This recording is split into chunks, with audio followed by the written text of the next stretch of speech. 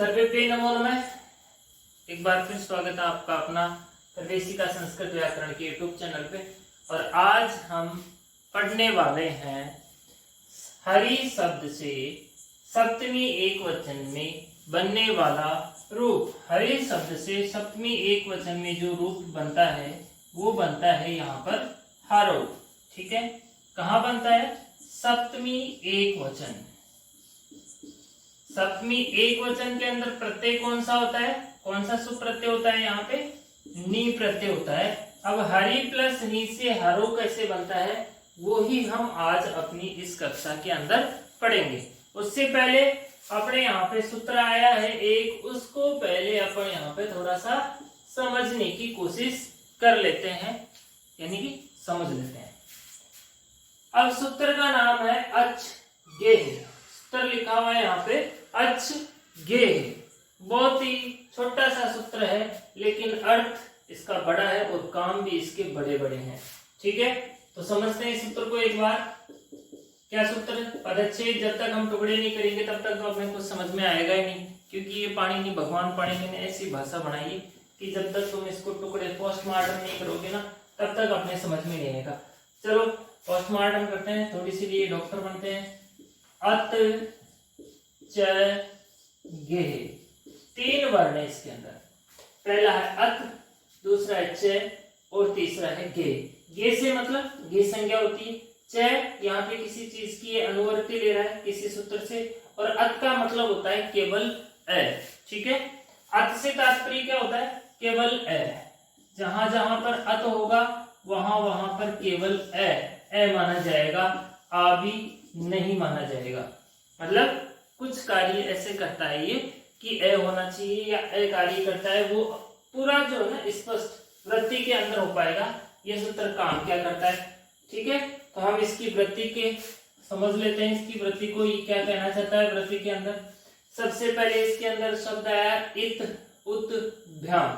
ठीक है, इसके जब हम टुकड़े करते हैं तो इसमें इत और उत भ्याम, ये द्वितीय चतुर्थी पंचमी षष्ठी के अंदर बना हुआ है। ये इत उत भ्याम, इत और उत दो वर्ण आ रहे हैं यहाँ पे, एक है इत एक है उत। ठीक है, तो यहाँ पे ह्रस्व ई व उ, ह्रस्व ई और उ उत्तरस्य। उत्तरस्य का मतलब हो गया के बाद। यदि ऐसा शब्द रूप जिसके अंत में या तो ह्रस्व ई हो या फिर ह्रस्व उ हो, या तो छोटी ई हो या फिर छोटा उ हो, और उसके बाद में यदि नी होगा, क्या होगा? नी, है ना। सप्तमी एक वचन में जो नी प्रत्यय होता है, यदि वो नी प्रत्यय होगा तो उसको कौन सा आदेश हो जाएगा? के बाद नी को औत, औत यानी औ आदेश होगा।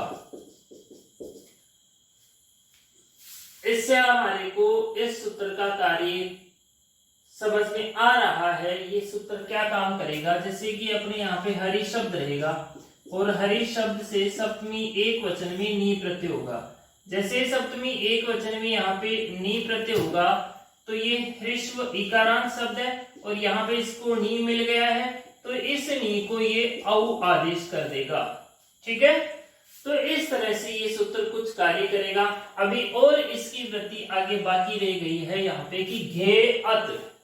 घे से क्या मतलब हुआ? घी संज्ञक, घी संज्ञक, है ना। घी संज्ञक के अंतिम अक्षर को ए होगा। अब यहाँ पे ये सूत्र दो दो कार्य करेगा। अपने से तो पहले एक एक ही बड़ी मुश्किल से हो रहा है। ये भाई साहब जो है ना, छोटा सा नाम छोटा है, काम दो दो, इसके दो दो काम करेगा। पहला काम तो क्या करेगा ये कि यदि ई और उ के बाद में जो नी होगा उसको औ आदेश करेगा। ये तो पहला काम हो गया इसका। दूसरा काम ये हो गया कि जो घी संज्ञक शब्द रहेंगे उनका जो अंतिम अक्षर होगा, जैसे कि मान लो कि हरि शब्द की घी संज्ञा होगी, इसका जो अंतिम ई है इसको ए आदेश करेगा। इस तरह से ये दो काम करेगा। ठीक है, तो अब बनाते हैं हम अपनी सिद्धि हरो कैसे बनती है। हरो सिद्धि कैसे बनेगी? हरि शब्द रहेगा, हरि शब्दात प्रातिपदिक संज्ञा। आप समझदार हैं, सभी प्रातिपदिक संज्ञा कर ले। सूत्र याद है तो मेरी तरह कर ले, सूत्र याद नहीं है तो सूत्र लिखकर कर ले। प्रातिपदिक संज्ञा सोजस में उठा जाएगा और सप्तमी एक वचनी, सप्तमी के एक वचन में कौन सा प्रत्यय हो जाएगा? नि प्रत्यय। नि प्रत्यय हो जाएगा। यहां पे बन जाएगा हरि प्लस नि इत्यत्र। अब क्या होगा? यहाँ पे जो ई है, ह्रस्व इकारांत के बाद में नी प्रत्यय आ गया तो अच घे सूत्र यहाँ पर सीधा आ जाएगा। उससे पहले, क्योंकि ये क्या कहता है घी संज्ञा होनी चाहिए, तो उससे पहले हम इसकी घी संज्ञा कर लेते हैं। और घी संज्ञा करने वाला सूत्र कौन सा है? से सो घे सखी, से सो घी असखी। सखी शब्द की घी संज्ञा नहीं होगी, बाकी सभी ह्रस्व इकारांत ह्रस्व उकारांत उन सभी की यहाँ पर घी संज्ञा होगी।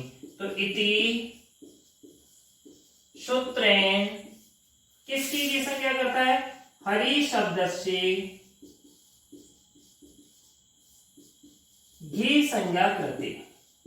हरि शब्द की कौन सी संज्ञा होगी? घी संज्ञा होगी। ये पाणिनि जी ने भी है ना, पता नहीं कौन कौन सी संज्ञा बना दी यहाँ पे, घी, नदी। ठीक है, तो इस तरह से यहाँ पे घी संज्ञा होगी। अब जैसे ही घी संज्ञा होगी यहाँ पे सूत्र आ जाएगा कौन सा? अच गेह। इस तरह से अच गेह सूत्र अब यहाँ पे आ सकता है, क्योंकि यहाँ पे घी संज्ञा हो गई है। तो ये इति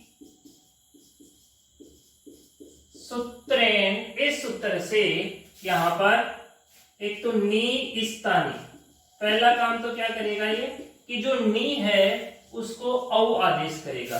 तो नी स्थानी औ आदेश, और हरि का जो ई है, यहाँ पे जो ई है इसको अ आदेश, ई स्थानी ए करते। इस तरह से ये दो काम यहाँ पर करता है।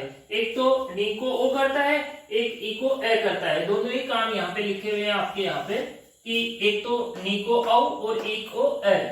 तो यहाँ पे स्थिति ये हो गई, हरि का तो हर हो गया प्लस नी का औ हो गया इत्यत्र। अब बताइए हरो कैसे बनेगा इस स्थिति में? इधर ई है, इधर ए है, इधर औ है, तो यहाँ पे सूत्र आ जाएगा वृद्धि रेची इति सूत्रेण। जिस तरह से रामो में बना था राम प्लस औ रामो, इसी तरह से हर प्लस औ हरो इति सूत्रेण वृद्धौ कृते। वृद्धि हो जाएगी, यहाँ पे बन जाएगा हरौ इति रूपम सिद्धम। और इस तरह से अपनी हरि शब्द से सप्तमी एक वचन में रूप बनेगा यहाँ पर हरो। ठीक है, सूत्र कौन सा? अच के। क्या काम करता है? दो काम करता है। एक तो ह्रस्व ई और ह्रस्व उ के बाद में नी को औ करता है, एक ई को ए करेगा, है ना। ई को ए नहीं, किसी भी जगह अगर ओ होगा ना यहाँ पे तो उसको भी ए आदेश करेगा। यदि घ संज्ञा होती है तो घी संज्ञा होती है। तो घी संज्ञा किसकी होती है? एक तो ह्रस्व ई की, एक ह्रस्व उ की। तो इस तरह से ये बने अपने रूप हरो सप्तमी एक वचन में। आप स्क्रीनशॉट ले सकते हैं जिससे आपको उतारने में आसानी रहेगी। धन्यवाद।